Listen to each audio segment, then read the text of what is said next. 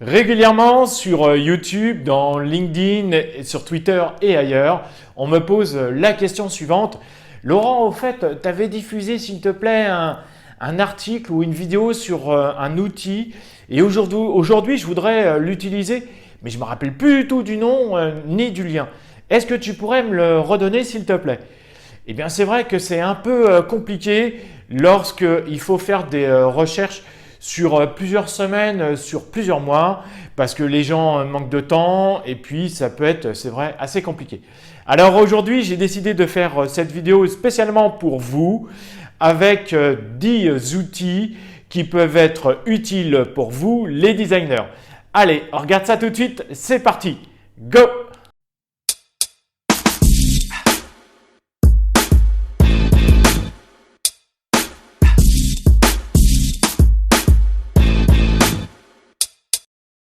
Bonjour. Avant de commencer cette vidéo, je voudrais vous faire part de quelque chose qui est important aujourd'hui.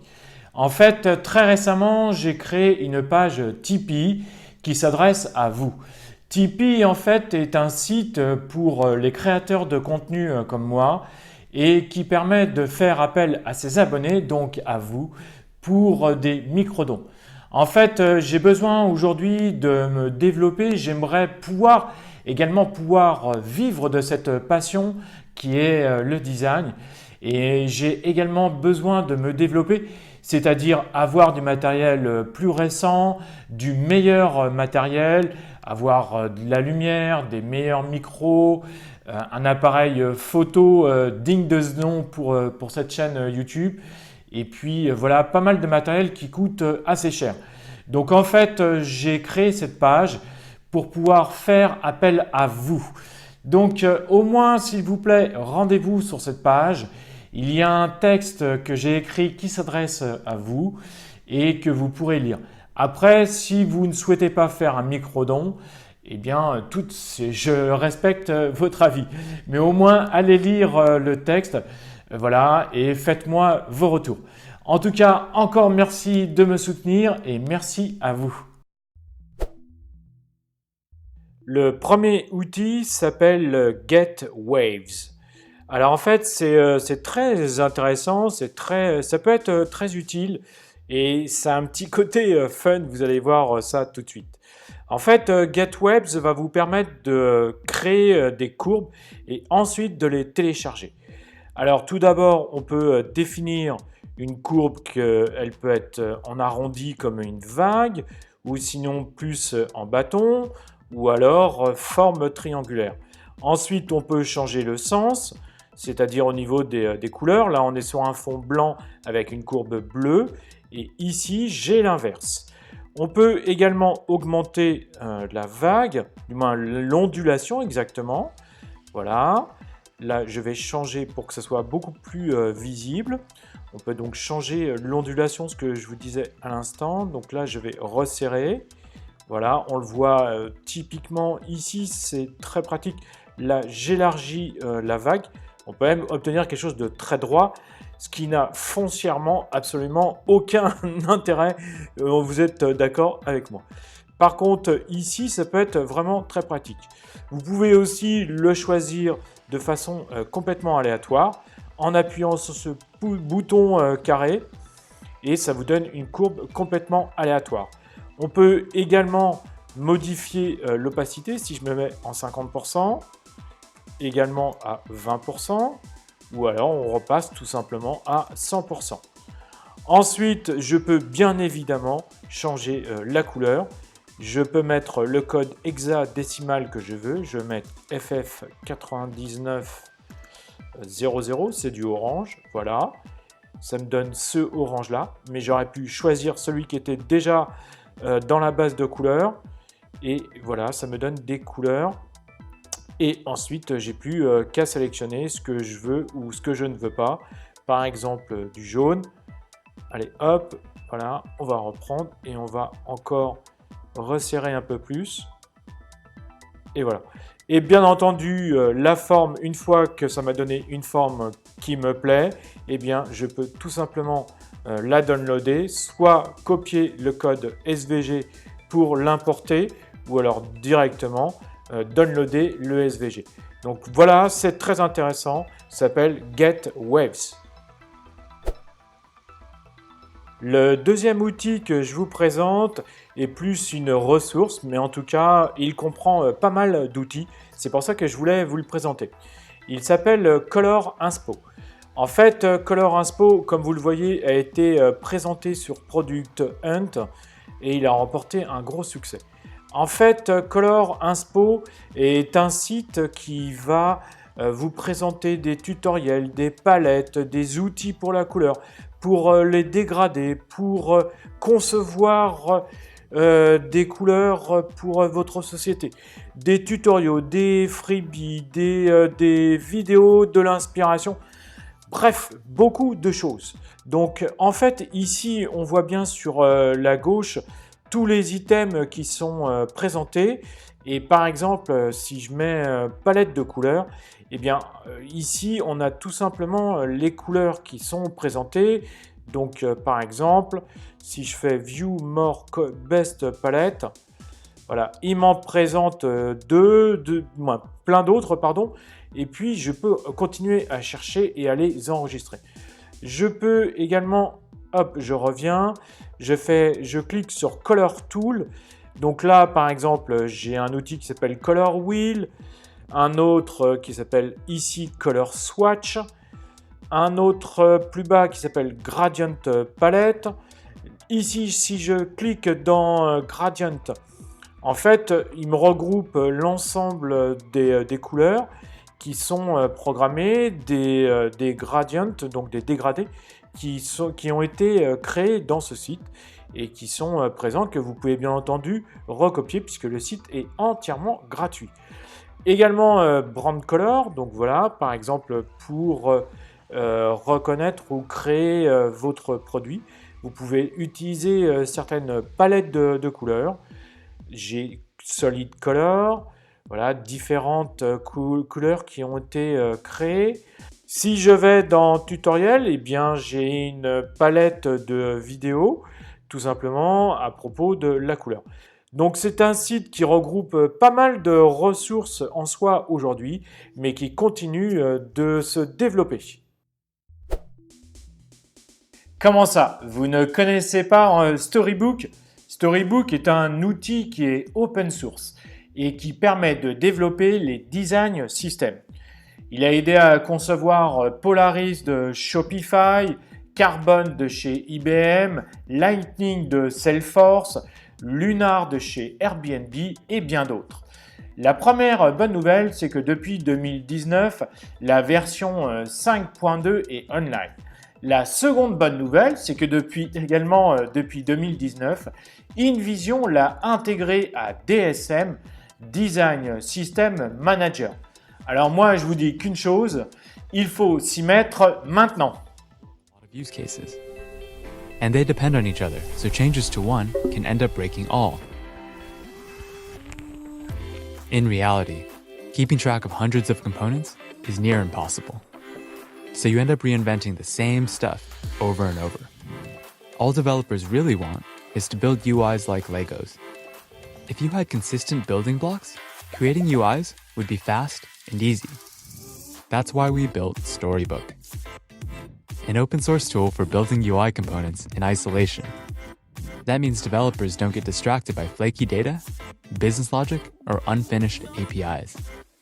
Storybook helps you focus on developing hard-to-reach use cases and saves those cases to revisit during QA and review. Use add-ons to get handy features for prototyping, documentation, and testing. Share Storybook to collaborate on UI development with designers, product managers, and other developers. It's simple to browse components and their use cases in one place. And it's easy to drop components you find right into your app. Thousands of developers use Storybook to build UI for millions of people. Try Storybook today. Voilà un outil qui va plaire à beaucoup de personnes. Je vous présente OpenDoodles. OpenDoodles est donc une bibliothèque d'illustration originale qui a été créé à partir des dessins de Pablo Stanley.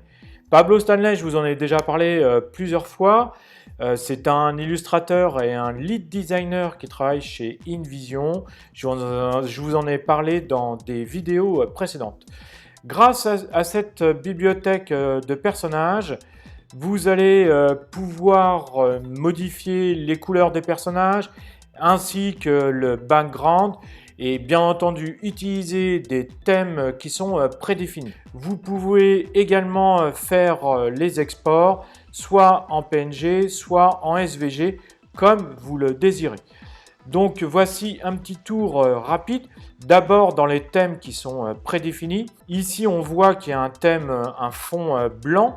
Mais en fait, quand on regarde de plus près le thème ici sur la gauche, on voit bien que c'est un fond transparent. Je choisis un autre thème avec un fond transparent. Ici, on est dans les bleus. Encore un autre thème avec un background jaune cette fois-ci. Ici, plutôt dans les tons gris. Là, plutôt dans les tons orangés. Et là, plutôt dans les tons roses. Mais je peux également, comme je vous le disais à l'instant, modifier les couleurs. Donc je vais sur Create, soit je mets le code alpha que je désire. Je vais faire FF9900. Donc j'obtiens encore un orange. Ici, moi je désire un noir. Voilà, on va sélectionner plutôt dans les tons noirs. Et ensuite le background. Je dis que je veux un background. Allez, on va aller chercher un bleu. Voilà. On ne voit pas grand chose, mais je veux plutôt ça. Et bien voilà, j'ai un fond complètement personnalisé. Bien entendu, je peux le modifier à volonté. Par exemple, ici, si je reprends une autre couleur, et là, j'ai un autre fond complètement absolument surréaliste, mais moi qui me plaît, et voilà, je peux absolument télécharger soit le pack toujours ici à gauche, ou soit sinon je peux télécharger illustration par illustration. Voici Lord Icon. Lord Icon est un site qui présente plusieurs packs d'icônes animées. Et là, c'est vraiment fun et vraiment sympa. Vous allez voir, par exemple, ici, vous avez l'appareil photo, le micro, un petit emoji qui s'émerveille, un smartphone qui tourne, une pizza qui tombe, le fromage tombe, c'est assez amusant. Bon, en tout cas, ça fait partie du pack essentiel qui est bien entendu payant. Mais vous allez voir, il y a également un pack gratuit. Ces animations, ces icônes animées précisément, comportent dans ce pack un l'auto, l'over, on-click, morph, mais elles ont été surtout développées grâce à Lottie. Je vous en ai déjà parlé également de Lottie qui a été créé en fait par Airbnb. Donc chaque pack est présent en version Outline et en version solide, nous le verrons un peu plus tard. Moi je vous présente la version gratuite qui présente 50 icônes interactives et animées. Donc on peut avoir un petit personnage, des flèches qui s'animent, un réveil qui est en train de sonner, une lampe qui s'allume, un téléviseur qui vient de s'allumer, un vélo qui roule, voilà, du Wi-Fi, la loupe, un paysage ou une photo qui s'anime, une clé qui bouge, la mer qui ondule, bref, vous en avez 50 icônes et ça c'est vraiment plutôt sympa, également avec un petit emoji. Donc là c'est en version Outline, il y a également la version solide qui donne exactement la même chose, sauf que c'est dans d'autres couleurs en version solide. Donc vous pouvez bien entendu télécharger ce pack qui est offert de 50 icônes. Il suffit tout simplement de laisser son email et puis vous aurez directement les icônes dans votre boîte mail. Flockit est une bibliothèque complète qui va vous permettre de créer et de gérer les flux utilisateurs. Précédemment, l'outil était gratuit et il présentait ce que j'appelle une version standard que l'on pouvait intégrer dans n'importe quel logiciel. Mais aujourd'hui, c'est carrément devenu un plugin qui peut être inclus dans Sketch, Figma et Adobe XD. Alors le prix est un petit peu cher, surtout le prix a évolué en 2019. Il est passé de 29 à 49 dollars en version pro jusqu'à même 199 dollars. L'avantage de Flowkit, c'est qu'il existe pour les 3 logiciels de conception d'interface qui sont majeurs, donc XD, Figma et Sketch, mais aussi il a d'énormes retombées et puis surtout il est mis à jour constamment. Je ne fais pas du tout de publicité pour Flowkit, mais c'est ce que disent les utilisateurs qui sont assez nombreux. C'est vrai qu'il existe d'autres produits qui sont gratuits, mais qui ont été créés une seule fois et il y a très peu de mises à jour sur les autres. Alors voici un petit outil qui a été créé par Philippe Brun. Je ne peux pas vous donner son nom puisque en fait cet outil n'a pas de nom. C'est un peu étonnant mais bon, ce n'est pas grave. En fait cet outil va permettre aux développeurs ou à ceux qui utilisent les CSS de créer aisément et très facilement des ombres autour d'un module, autour d'une box. En fait, tout d'abord, ici sur la droite, on peut voir qu'il y a une série d'outils donc, qui va vous permettre non seulement d'avoir, par exemple, de modifier la taille de la box, mais également la transparence, on va le voir tout ça en détail, et également la verticalité, le blur, etc. Donc tout d'abord, on commence par le haut, comme je vous le disais. Vous avez possibilité de modifier la taille de la box. On va la prendre un petit peu plus grande, on va la mettre en 9 par exemple. Ensuite, on peut modifier, bien entendu, la transparence. On parle de l'ombre, bien entendu. Donc on voit tout à fait, ici on est dans un noir total. Là, on est dans quelque chose de beaucoup plus léger. Et ensuite, on peut modifier la transparence, c'est-à-dire là, on tend plus vers du noir. Et de l'autre côté, on peut tendre vers du gris, ce qui n'a absolument aucun intérêt. Mais par exemple, si je voulais quelque chose d'un peu plus léger, voilà. Bien entendu, on ne peut pas modifier les points, on me prend uniquement ici les poignées. Ensuite, je peux faire un reverse alpha et on obtient un résultat complètement différent. Je peux également, si je descends, modifier la distance. On voit bien que si je mets un peu plus, voilà, quelque chose de noir, par exemple, on le voit beaucoup mieux comme ça. Je peux modifier la distance au niveau vertical. Je peux l'accentuer, c'est quelque chose d'absolument ridicule. C'est juste pour vous montrer si je prends l'autre poignet. Voilà, je peux absolument modifier comme ça. Donc bien entendu, je vais revenir pour faire quelque chose de beaucoup plus light. Et ensuite, on peut également modifier le blur. Alors hop, je vais remonter pour mettre un peu plus en noir. Et je modifie le blur, comme vous voyez. Donc ici, on est dans quelque chose de radical, c'est-à-dire qu'il n'y a absolument pas de blur. On voit tous les pixels qui sont à 0. Et ici, si j'augmente, on est dans un blur vraiment dans un flouté, donc vraiment incroyable. Et là, je peux prendre les poignées et également les modifier. Ça, c'est quelque chose d'absolument incroyable. On ne peut absolument pas le faire dans beaucoup d'outils. Donc là, par contre, c'est complètement possible. Pour certains UI et UX designers, travailler sur les pages d'un site est une tâche habituelle. À force de faire la même chose, on peut oublier certains détails qui peuvent nuire à l'expérience utilisateur. C'est dans ce but que George Hatzis, product designer, a lancé Checklist Design. Ce site regroupe les meilleures pratiques en UX et en UI pour satisfaire l'expérience utilisateur. Ce site est donc divisé, comme vous le voyez, en 3 grandes parties. Il y a donc des topics, les websites en apps et également flows.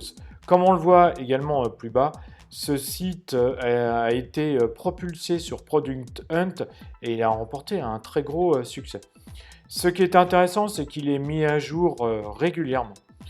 On peut voir par exemple dans Topics le Dark Mode et en fait il donne une définition du Dark Mode, également Future, donc des conseils, ce qu'il faut faire, à quoi il faut veiller. Ensuite sur la droite on trouve des ressources, par exemple des exemples dans Dribbble, mais également des articles. Et puis, qu'est-ce que proposent par exemple Google et Apple? Donc, en fait, ce sont des liens directs. Et également une petite rubrique d'options additionnelles. Si on revient sur le site, il y a également une partie beaucoup plus importante qui s'appelle Website en Apps et qui est divisée en deux avec la partie page et la partie composants. Comme vous l'aurez compris, les composants sont intégrés aux pages et voilà. Ensuite, par exemple, si on prend Pricing, je vais aller voir sur Pricing, on revient dans le même système que le précédent, c'est-à-dire qu'on a une série d'articles. Voilà, qu'est-ce que c'est que le Pricing, Pricing Option, Pricing Future, avec une série de conseils, les options additionnelles. Sur la droite, une série de ressources avec des liens directs pour aller faire des recherches dans Dribbble. Vous aimez les icônes, vous aimez les dégradés, alors vous allez adorer Gradientify. C'est un site qui présente des icônes qui sont interactives dans un pack en SVG totalement gratuit. Ce site a été poussé sur Product Hunt, j'en ai parlé récemment dans ma newsletter, ainsi que sur LinkedIn, mais je le présente pour ceux et celles qui ne connaîtraient pas. Donc tout d'abord, on peut voir ici en haut que l'on peut avoir différents modes de présentation des icônes. Ensuite, vous pouvez bien entendu avoir mélangé les dégradés, c'est-à-dire inverser les couleurs. Vous pouvez avoir la classe CSS qui s'affiche et la copier si vous le souhaitez. Mais vous pouvez également modifier la couleur. Par exemple, si je veux une couleur un peu plus chaude, je vais prendre ceci et là, je vais prendre un peu plus froid avec du bleu. Voilà, on va essayer de faire comme ça. Voilà, et j'ai créé un nouveau dégradé. Je peux aussi, si je vais un petit peu sur la droite, je peux aussi prendre des dégradés qui sont déjà établis ou des couleurs préétablies, orange, violet. Voilà, je descends encore un petit peu, un vert, etc. Je peux à chaque fois modifier la couleur, comme vous le voyez ici. Donc c'est très pratique et également ici, on peut également le modifier. Donc très pratique. Et si je continue à descendre, voilà, j'arrive dans des couleurs un peu plus chaudes. Il y a une multitude de dégradés. Et ensuite, il suffit tout simplement de cliquer sur Download et vous avez ici la version gratuite. Le dernier outil que je vous présente s'appelle Motion. C'est un petit outil vraiment sympa qui vous propose en fait de personnaliser des icônes animées à partir d'une liste déjà intégrée. Il est vraiment très simple d'utilisation. Vous devez sélectionner une icône, puis modifier la couleur, la vitesse et ensuite l'exporter. L'outil est gratuit pour 70 icônes. Après, il faudra que vous passiez à une version supérieure, ce qu'ils appellent la version Pro, pour 29 $. Le soft est disponible pour Mac et Windows. Voilà, cette vidéo est à présent terminée. J'espère qu'elle vous aura plu et surtout qu'elle va vous être utile, car avec cette compilation, vous allez pouvoir retrouver les outils que j'avais cités sur LinkedIn et sur YouTube depuis plusieurs mois. Alors, n'oubliez pas le pouce en l'air. Également, n'oubliez pas d'aller visiter la page Tipeee, comme je vous le disais en introduction de cette vidéo. Et puis, à vous de voir si vous voulez faire un micro-don ou pas. En tout cas, ce serait super sympa et généreux de votre part. En tout cas, je compte sur vous. Je vous remercie encore de me suivre ici et sur LinkedIn et ailleurs. N'oubliez pas qu'il y a un podcast, ma newsletter, Instagram. Voilà, je vous dis donc à très bientôt pour une prochaine vidéo. Ciao, ciao!